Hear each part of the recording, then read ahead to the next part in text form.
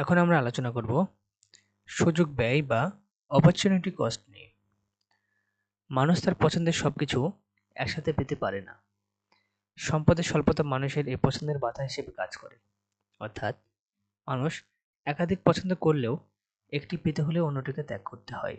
কারণ একই সাথে একাধিক পছন্দ গ্রহণ করার মতো সম্পদ প্রকৃতিতে জোগাড় নেই। সাধারণভাবে যদি আমরা বলি, সীমিত সম্পদের কারণে কোনো দ্রব্য উৎপাদনের জন্য অন্য দ্রব্য উৎপাদনকে ছেড়ে দেওয়াকেই বলা হয় সুযোগ ব্যয়। অর্থাৎ ত্যাগকৃত সুযোগটি হলো সুযোগ ব্যয়। আমরা চিত্রের সাহায্যে সুযোগ ব্যয় কি তা একটু ধারণা নিই। সুযোগ ব্যয়, এখানে আমরা যে চিত্রটি দেখছি, এক্স অক্ষ বরাবর এক্স দ্রব্য এবং ওয়াই অক্ষ বরাবর আমরা ধরলাম ওয়াই দ্রব্য।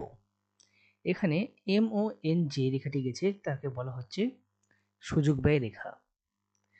প্রথমে দেখো, কোনো উৎপাদক বা ক্রেতা যদি কোনো দ্রব্য ক্রয় করতে চায়, সেক্ষেত্রে সে ও থেকে ওয়াই1 দ্রব্য পর্যন্ত ক্রয় করতে পারছে এই পি রেখা বিন্দু পর্যন্ত। আর এক্স অক্ষ বরাবর সে ও থেকে x1 পর্যন্ত সে দ্রব্য ক্রয় করতে পারছে।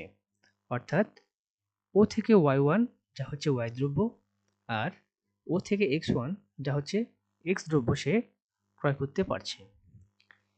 এখন সে ক্রেতা চাইছে যে সে y দ্রব্য থেকে x দ্রব্য বেশি কিনবে। অর্থাৎ সে y দ্রব্যের পরিমাণ কি করবে? হ্রাস করবে।